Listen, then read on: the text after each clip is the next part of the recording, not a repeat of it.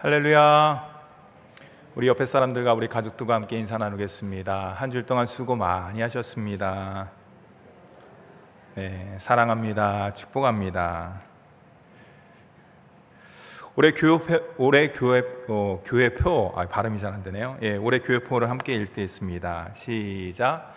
하나님께 가까이함이 내게 복이라. 아멘. 이달의 요절 말씀도 한번 주보에 나와 있는데요, 함께 읽도록 하겠습니다. 시작.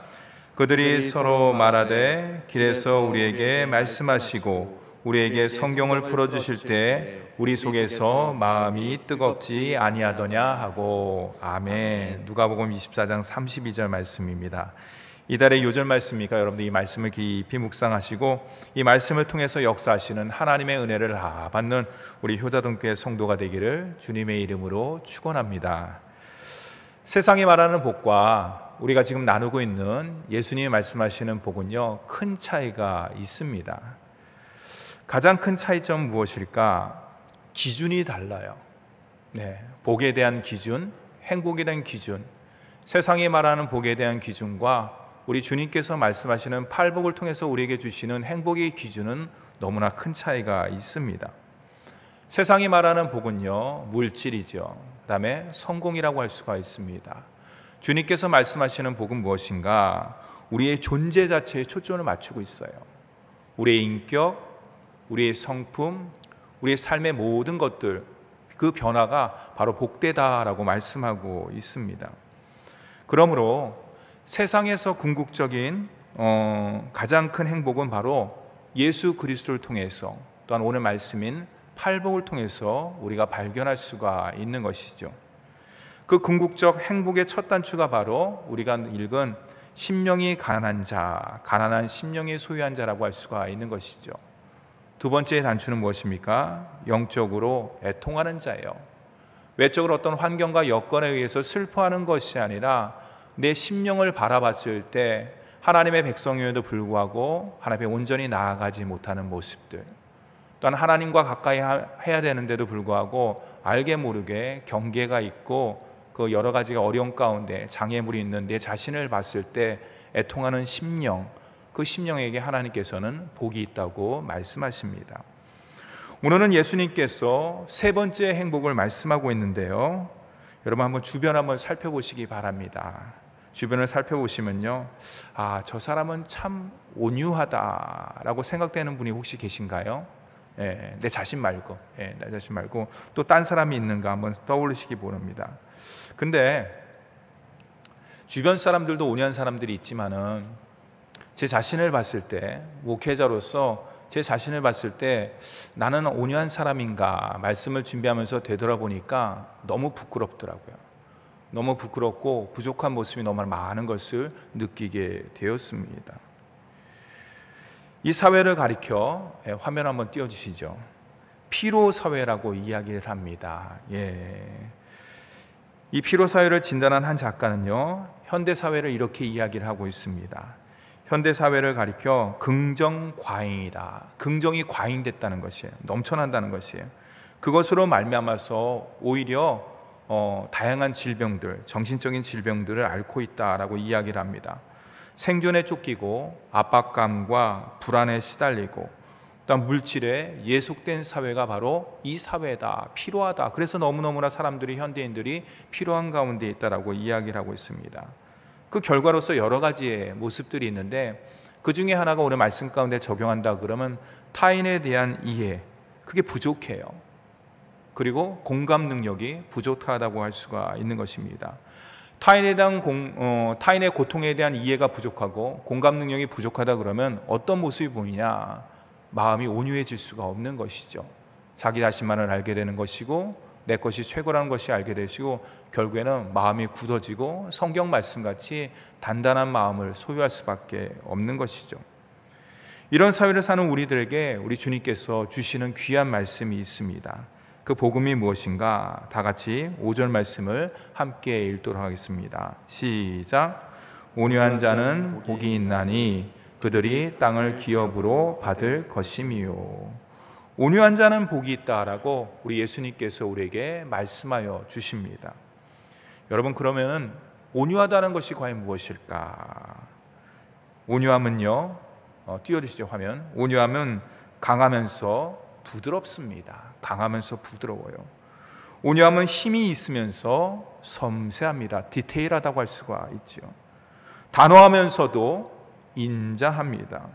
자기 자신에 대해서는 굉장히 단호합니다. 그러나 다른 사람의 실수, 허물에 대해서는 너그럽고 인자합니다.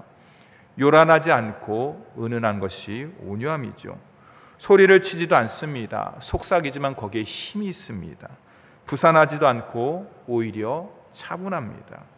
경직되지 않습니다. 어떤 상황에 대해서 날마다 하나님의 뜻을 물어보기 때문에 유연할 수밖에 없는 것이죠. 오만한 것과는 거리가 멉니다. 공손합니다. 자기 자신은 뿐만 아니라 타인에 대해서 공손한 마음을 먹는 것이 바로 온유함이라고 할 수가 있는 거예요. 요구를 하지 않습니다. 오히려 하나님께 많은 것을 받았기 때문에 오히려 다른 사람을 위해서 나눔과 베품의 삶을 사는 것이 온유함이죠. 시끄럽지 않고 오히려 조용합니다. 이 온유하다는 것은요, 이제 됐습니다. 온유하다는 것은 내면적으로 보면 따뜻한 마음이에요. 따뜻한 품성, 따뜻한 심령, 따뜻한 인격이라고 할 수가 있는 거예요. 외적으로 본다 그러면 부드러움이에요. 부드러운 태도, 부드러운 말씨, 부드러운 삶, 그런 사람을 가리켜서 우리는 온유하다. 그 사람을 가리켜서 우리는 온유한 자라고 말을 합니다. 이 모든 것들을 종합해 보면요, 온유함이란 무엇이냐? 영적으로 건강한 자아 가운데 나오는 것이에요. 영적으로 건강하지 못한 자아는요, 온유한 성품을 가질 수가 없는 것이죠. 그러므로 온유하다는 것은, 온유함은 하나님께서 주시는 성품이에요. 내가 이 땅 가운데 훈련을 통해서, 습득을 통해서, 아니면 여러 가지 경험을 통해서 얻는 것이 온유함이 아니에요. 주님으로부터, 위로부터, 하늘로부터 내려오는 성품이 바로 온유함이라고 할 수가 있습니다. 더 나아가서 아까 얘기했듯이 건강한 영적 자아상의 열매가 바로 온유함입니다. 더 나아가서 예수님을 날마다 바라보면서 닮아갈 때 우리는 성령의 열매인 온유함의 열매를 맺을 수가 있는 것이죠. 그럼 우리가 한번 생각해 보겠습니다. 그럼 내가 하나님의 귀한 자녀로서 온유한 자는 어떻게 될 수가 있을까? 온유한 성품과 온유한 모습과 온유한 삶으로 나갈 수 있는 방법은 과연 무엇일까? 앞에서 온유함은 하나님의 성품이며 하늘의 성품이며 성령의 열매라고 말을 했지요. 그렇기 때문에 그 출처가 중요해요. 누구로부터 시작되는 것인가? 나로부터 시작되는 것이 아니에요. 세상으로부터 시작되는 것이 아니에요. 오직 하늘로부터, 오직 온유함의 대표자이신 하나님으로부터 그 모든 것들이 시작된다고, 출발된다고 할 수가 있습니다. 구약의 한 인물을 살펴보도록 하겠습니다. 우리가 잘 아는 믿음의 조상 아브라함입니다. 우리가 잘 아는 창세기 12장에 하나님께서 많은 사람 가운데 한 사람을 선택하셨습니다. 바로 아브라함이죠. 그래서 우리는 아브라함을 믿음의 조상이라고 이야기를 합니다. 또한 창세기 12장은요, 아브라함의 소명장입니다. 많은 사람 가운데 하나님께서 믿음의 조상으로 삼기 위한 아브라함을 부른 그 소명, 그것이 바로 창세기 12장에 나오고 있는 것이죠. 아브라함이 하나님의 소명을 받습니다. 그리고 그 사명을 완수하기 위해서 조카 롯과 함께 신앙의 여정을 떠나게 됩니다. 시간이 얼마나 흘렀을까요? 창세기 13장 말씀에 보면 아브라함과 조카 롯이 땅을 나누게 됩니다. 거부가 되어서 땅을 나누게 됩니다. 아브라함이 조카 롯을 불러서 이제 제안을 합니다. 내가 우하면 나는 좌하고 내가 좌하면 나는 우하겠다. 이게 무슨 말이에요? 너 먼저 선택하라는 것이에요. 좋은 땅은 네가 갖고 나는 좀 덜 좋은 땅, 그렇지 않은 땅을 내가 갖겠다라는 뜻과 같은 것이죠. 여러분, 그 옛날 아브라함 당시의 땅 굉장히 중요합니다. 왜 그렇습니까? 좋은 땅을 차지한다는 것은 결국에 생명과 직결되어 있기 때문에 그런 것이에요. 가장 중요한 생명과 연결되어 있기 때문에 그런 것이에요. 심지어 오늘 말씀에 예수님조차도 뭐라고 하겠습니까? 온유한 자는 복이 있나니, 그것에 대한 복이 뭡니까? 그들이 땅을 기업으로 받을 것이다. 땅을 준다는 거예요. 땅을 기업으로 주겠다는 것이에요.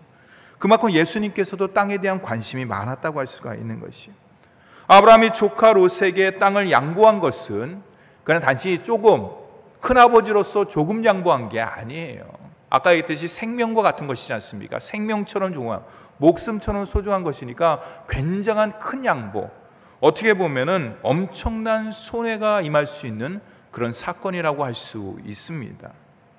왜 아브라함은 이처럼 큰 양보, 손해를 보면서까지 땅의 우선권을 그 조카 롯에게 양보했을까?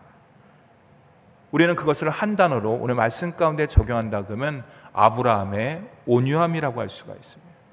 그 아브라함의 온유함의 출처는 과연 무엇일까? 우리가 앞에서 모든 온유함은 하늘의 성품이고 성령의 열매이기 때문에 그 출처는 세상이 아닌 하나님으로부터 내려온다고 말씀하셨습니다. 그렇다면 이 아브라함의 온유함은 어디에서 나오는 것일까요? 아브라함은 창세기 12장에 하나님의 소명을 받았을 때 그는 분명히 알고 믿었습니다. 그가 아는 것과 그가 믿는 것은 과연 무엇일까요? 바로 하나님의 절대 주권인 거예요. 하나님의 절대 주권을 아브라함은 온전히 믿었기 때문에, 또한 알았기 때문에 그 모든 것들을 조카 롯에게 양보할 수 있는 온유한 마음, 온유한 성품, 온유한 삶을 가질 수가 있었던 것이죠. 빌 하이베스 목사라는 분이 계십니다. 그가 쓴 책이 있는데요, 한번 띄워주시죠. 잘 보이시나요? 아무도 보는 이 없을 때 당신은 누구인가? 좀 잠깐 띄워주시기 바랍니다. 굉장히 제목이 굉장히 도전적이면서 어떻게 보면 굉장히 영적으로 다가오는 그런 모습입니다. 아무도 보는 이 없을 때 우리 그리스도인, 목사, 당신 과연 누구인가? 그 정체성에 대한 이야기를 하는 것이죠. 더불어 이 책은 정체성뿐만 아니라 그리스도인으로서의 8가지 성품에 대해서 이야기를 나누고 있습니다. 그 내용 중에 이런 내용이 있습니다. 이 빌 하이베스 목사님께서 온유함에 대해서 이렇게 설명을 하고 있는데요. 온유함은 하나님의 눈으로, 한번 띄우시죠. 온유함은 그 다음 거, 온유함은 하나님의 눈으로 다른 사람을 바라보는 것이다. 아까 제가 예를 들었듯이 구약의 아브라함이 그렇습니다. 아브라함의 온유함의 출처는 하나님으로부터 나왔는데 하나님의 절대 주권을 인정한다는 것이 과연 무엇일까? 그의 눈, 그의 마음, 그의 삶이 포커스가 하나님께 맞춰져 있는, 세상에 맞춰져 있고 부동산에 맞춰져 있고 땅값에 맞춰져 있다 그러면 그는 절대로 조카 롯에게 모든 것들을 양보할 수가 없는 것이죠. 아브라함은 하나님의 눈으로 조카를 바라봤고 세상을 바라봤습니다. 양보라고 서생은 이야기하지만 우리는 성령의 성품인 온유함이라고 말을 할 수가 있습니다. 아브라함 믿음의 눈으로, 절대 주권의 하나님의 믿음의 눈으로 하나님께서 허락하신 약속의 땅을, 창세기 12장에 받은 그 약속의 땅을 바라보고 믿었습니다. 이것이 바로 온유함의 모습이라고 할 수가 있는 것이죠. 사랑하는 성도 여러분, 아브라함의 온유함의 출처는 내 자신으로부터 내 어떤 인격이라든지 세상의 방법이라든지 세상의 가치로부터 얻은 것이 아니지요. 오직 신령한 것, 영적인 것, 하나님으로부터 그 모든 것들이 시작되었다고 할 수가 있습니다. 사랑하는 성도 여러분, 왜 세상의 많은 사람들은 마치 인생을 하루살이처럼 살까요? 좀 과격했나요? 급하고 조급하고 무절제하고 성내고 마치 그걸 얻지 못하면은 모든 세상이 끝날 것처럼 왜 이렇게 삶을 살까요? 왜 그렇습니까?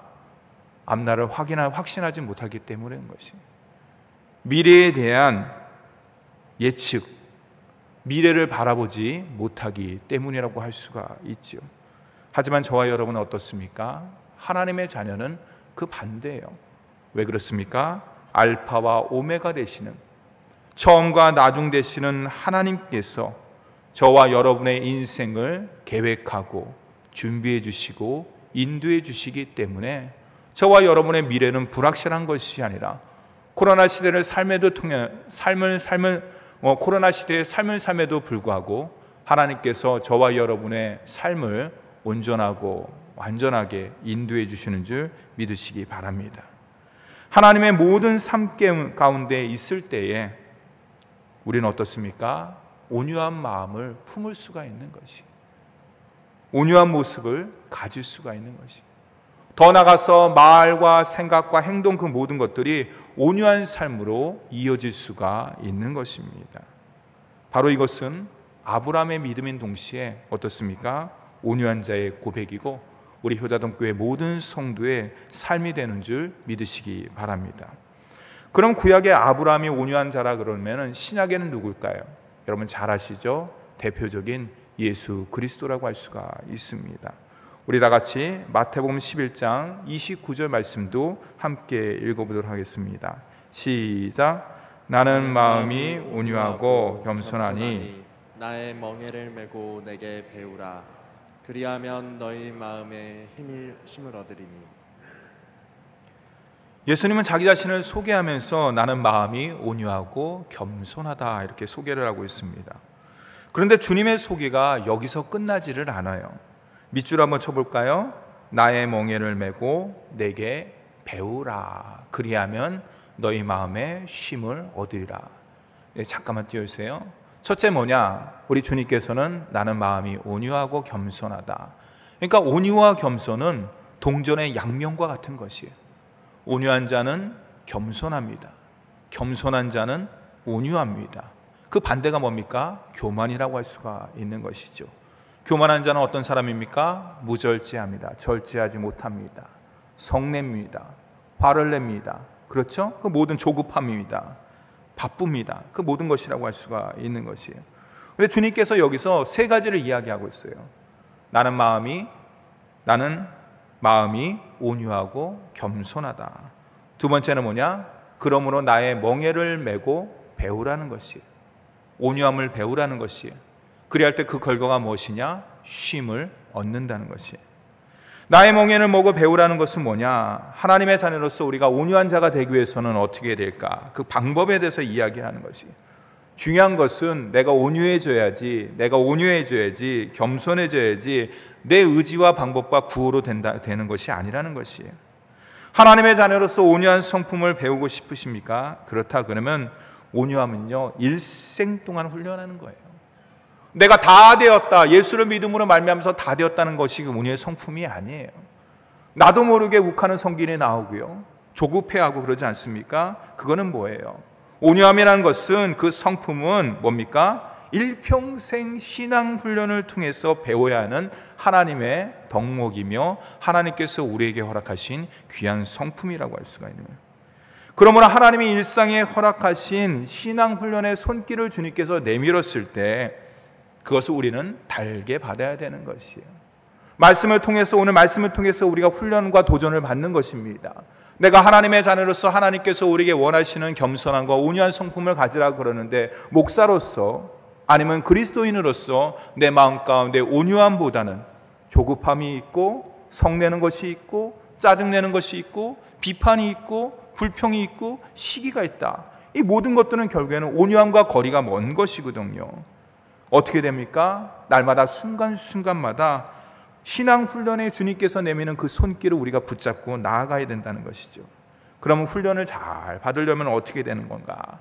여러분, 여기 계신 남자분들은 잘 아시겠지만 군대를 다녀오신 분은 잘 아실 거예요. 훈련소에 입소하면 뭐습니까? 세상의 계급장 다 뗍니다. 훈련소에 들어가면 그것은 그렇게 중요하지 않아요. 다 내려놔요. 세상에서 잘 나가는 사람, 높은 사람, 돈 많은 사람, 그거 다 필요 없어요. 군대가 딱 입소해갖고 훈련소에 딱 들어가면 모든 계급장, 세상이 이야기하는 계급장은 다 뗍니다. 그렇죠? 아무것도 주어지지 않아요, 계급이. 이전에 가졌던 지식과 경험 모든 것들을 다 내려놓는 것이에요. 그리고 어떻게 됩니까? 새파랗게 젊은 훈련소 조교의 말에 듣고 순종하며 따르며 맡기는 것이에요. 온유함이라는 것은 뭐냐? 영적인 신앙 훈련과 마찬가지라는 것이에요. 말씀 훈련소에 들어갔을 때 교회에서 말씀 읽으십시오. 그러면 네 하고 읽으면 온유한 자가 되는 거예요. 말씀을 묵상하십시오. 말씀을 깊이 읽으십시오. 그랬을 때 아멘 하고 되면은 영적인 훈련소에 잘 훈련받는 거예요. 온유함의 훈련은. 영성훈련인 조교 성령께서 우리 마음 가운데 다가오셔서 이야기를 하십니다. 지시를 하십니다. 따르라고 하십니다. 달게 받으라고 하십니다. 그랬을 때 네, 달게 받습니다. 성령님 인도해 주세요 라고 아멘 하면은 온유함의 단계가 점점 높아져 갖고 결국에는 예수 그리스도를 따라가는 주님의 귀한 모습을 닮아갈 수가 있는 것이죠. 더 나아가서는 어떻게 됩니까? 그 모든 과정을 갖다 다 마쳤을 때 어떻게 합니까? 온유함이라는 계급장을 우리 주님께서 여기에다 딱 붙여주시는 것이에요. 면류관에다 딱 붙여주시는 것이에요. 너는 성령의 사람으로서 말씀의 사람으로서 열매를 맺는구나 라고 딱 붙여주시는 거예요. 그 온유함이라는 계급장의 면류관을 갖다 딱 받았을 때 우리의 마음이 어떨까요? 날아갈 것 같지 않겠습니까? 근데 그것은 이 세상 가운데 주님께서 붙여주는 게 아니에요. 저 주님 앞에 갔을 때 주님께서 다 보시고 안아주시면서 품어주시면서 마치 다 다가오셔갖고 딱 붙여주시는 거예요. 네가 성령의 사람으로서 성령의 열매를 맺었구나, 이 온유함의 열매를 맺었구나, 훌륭하다라고 딱 붙여주시는 거예요. 여러분, 그렇다면 마지막에 온유한 자에게 주시는 복은 과연 무엇일까요? 5절 하반절에 보면요, 그들이 땅을 기업으로 받을 것이다.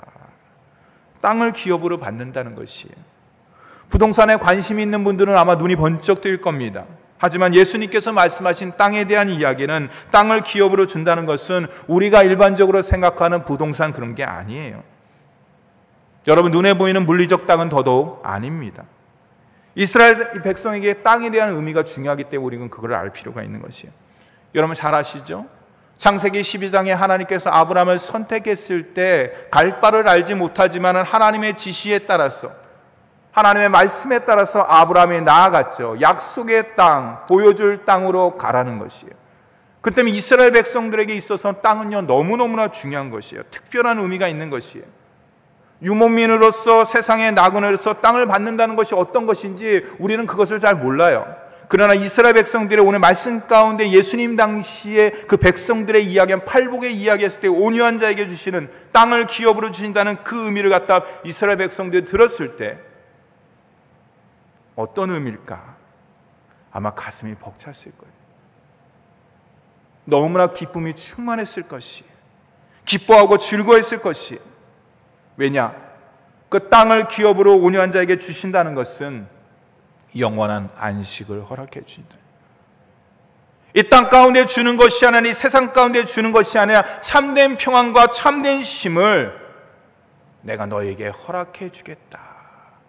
그러기 위해서는 주님께서 허락하신 온유함의 성품을 날마다 맺어야 되고 훈련해야 된다는 것이. 예수님은 온유함 우리 모두에게, 온유한 모습과 삶을 향해서 나아가는 우리에게 영원한 안식과 평안을 허락해 주신다고 약속해 주셨어요. 사랑하는 성도 여러분, 아까 앞에서 얘기했듯이 이 사회는 우리에게 온유한 열매를 맺기를 원하지 않습니다. 오히려 온유한 열매를 맺는다 그러면 순진하구먼, 어떻게 저렇게 착해, 저래서 세상을 살 수 있을까? 여러분, 우리 그리스도인이 힘이 없어서 온유함의 열매를 맺지 못하는 게 아니에요. 우리 그리스도인이 힘이 없어서 온유함 가운데 나가는 게 아니에요. 왜냐? 이것은 그리스도인에게 있어서 선택사항이 아니에요. 내가 말씀의 사람이고 성령의 사람이고 하나님께 인도함 받고 예수 그리스도를 닮아가는 사람이라 그러면은 우리의 심령과 우리 입술과 우리의 삶 가운데 온유한 열매는 그대로 맺혀지게 되는 것이에요. 내가 맺어야지 그러는 것이 아니라 제가 지난번에 얘기했듯이 장미꽃은 장미꽃 존재로서의 장미의 향기를 풍기듯이 저와 여러분은 예수 그리스도를 통해서 하나님의 자녀가 됨으로 말미암아서 구원을 받았기 때문에 하나님의 성품과 하나님의 열매를 맺는 자가 바로 이 땅 가운데 저와 여러분이기 때문에 주님께서는 그 모든 것들을 성령을 통해서, 말씀을 통해서, 주님께서 붙잡아 주시는 그 모든 손길과 은혜를 통해서 이 땅 가운데 우리는 온유한 자로서 온유한 열매를 맺게 되는 것이에요. 더욱더 간절히 기도하고 바라는 것은 무엇이냐? 그럼에도 우리가 더 힘써서 주님께 기도해야 돼요. 주님이시여, 하나님을 더 가까이 함으로 말미암아서 이 팔복의 주인공이 되게 하여 주시옵소서. 아니, 더 나아가서 오늘 말씀같이 온유한 자로 날마다 거듭나게 하여 주시옵시고, 내 심령과 말과 삶과 행동을 통해서 주님의 모습, 주님의 온유함, 더 나아가서 하나님의 나라의 온유함, 하나님의 뜻의 온유함이 날 통해서 증거될 수 있도록 인도하여 주시옵소서. 여러분, 세상은 코로나로 인해서 더 부드러워졌습니까? 모르겠습니다. 제 개인적인 느낌인지 모르겠지만 더 각박해졌어요. 돈에 대해서 자유합니까? 물질에 대해서? 그렇지 않은 것 같아요. 저는 생전 듣는 처음 말을 듣습니다. 빚투, 그렇죠? 빚을 내서라도 투자한다. 영혼을 끊어서라도 한다. 그 말이 왜 나왔을까요? 더 사람들은 거기에 집착할 수밖에 없는 것이. 코로나가 생기니까 결국에는 뭐니 해도 이거밖에는 없구나, 그렇게 생각하는 거예요, 여러분들. 그래서 세상은 어떻습니까? 온유한 모습으로 나가지를 않아요. 오히려 다른 사람에 대해서, 이웃에 대해서 관심이 별로 없어요. 아까 얘기했듯이 타인에 대한 고통과 아픔과 슬픔에 대한 공감 능력이 점점 떨어지는 거예요, 여러분들. 더 자극적이고 더 선정적인 것을 갖다 세상 사람들은 원해요. 게임만 보더라도 그런 것이에요. 그렇지 않습니까, 여러분들? 우리의 모습도 마찬가지예요. 웬만한 게 TV 가운데 매스컴을 통해서 나오면은, 옛날에도 그런 일이 있었는데 새삼스럽게 부끄럽지만 그런 모습을 보일 때가 많이 있습니다.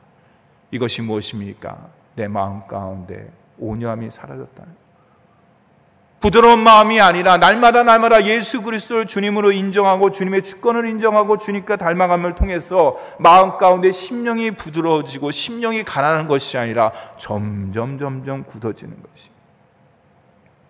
여러분, 어떻게 하시겠습니까? 무엇으로 내 딱딱한 마음, 굳어진 마음을 부드러운 마음으로, 부드러운 흙처럼, 옥토처럼 기경을 할 수가 있을까요? 그것은 내 힘으로 되는 게 아니에요. 힘들고 어려울수록 말씀 가운데 나아가고 무릎을 꿇고 기도함을 통해서 위로부터 내려오는 주님의 능력을 덧입을 때, 지혜를 받을 때 우리는 온유한 심령, 부드러운 사람으로 거듭날 수가 있습니다. 저는 오늘 설교를 준비하면서 하나님께 기도했습니다. 주님, 하나님께 가까이함을 통해서 이 팔복의 주인공이 제가 되게 하여 주시옵소서. 그리고 날마다 온유한 마음, 온유한 입술, 온유한 심령의 소유자를 통해서 내가 드러나는 것이 아니라 나를 통해 주님의 영광이 드러나게 하여 주시옵소서. 사랑하는 성도 여러분, 올해 2020년도 하나님께 가까이함이 내게 복이라는 귀한 말씀을 주셨습니다. 벌써 17일을 흘렀습니다. 여러분, 정말로 하나님을 가까이 하기 위해서 영적으로 내가 애쓰고 힘쓰고 노력하는 모습이 여러분 무엇인가요?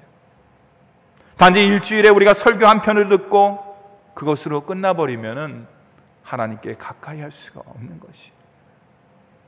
비록 대면 예배는 아니지만, 비대면 예배를 드리지만은 경건한 마음을 갖고 주님 마음과 뜻을 붙잡아 주시고 영상을 통해서 예배 드리지만은 그 살아 역사하시는 그 생명의 말씀을 통해서 내가 은혜 받게 하여 주시고 그런 사람이 되게 하여 주시옵소서. 그런 자그마한 모습들, 겉으로는 드러나지 않지만 그 심령의 그 감동, 성령의 감화로 말미암아서 주어지는 그 영적인 울림에 내가 반응할 때, 여러분, 우리는 주님께 더 가까이 나아갈 수 있고, 우리가 주님께 가까이 나아가게 8가지의 복을 갖다 나누면서 우리는 심령이 가난하고 영적으로 통회하며 더 나아가서 마음의 온유한 자로서 삶 가운데 드러날 수 있는 그런 모습으로 한 단계 한 단계 나아갈 수가 있는 것입니다. 제가 이야기를 했습니다. 마치 8가지의 복은 행복의 단추와 같다고 얘기했습니다. 첫 단추는 심령이 가난함에 대한 단추예요. 두 번째는 마음에 애통하는 단추라고 할 수가 있는 거예요. 세 번째는 뭡니까? 온유함이라고 할 수가 있는 것이. 이 8가지 단추를 다 체험을 통해서 더욱더 하나님께 한 걸음 한 걸음 나아가는 우리 효자동교회 귀한 성도가 되기를 간절히 바라고, 더불어서 더욱더 말씀 가운데 한 말씀 한 말씀을 읽을 때 이것이 나에게 주는 말씀이고, 내가 뜻을 이해하지 못하더라도 기도하면서 성령의 은혜를 구하면서 주님, 이것이 나에게 주는 메시지가 무엇입니까? 내가 이 말씀을 붙잡고 더욱더 주님께 가까이 나아가기를 원합니다. 인도하여 주시옵소라고 마음의 온유함을 가지고 한 걸음 나아가는, 한 주간을 사는 우리 효자동교회 귀한 성도가 되기를 주님의 이름으로 축원합니다. 기도하겠습니다.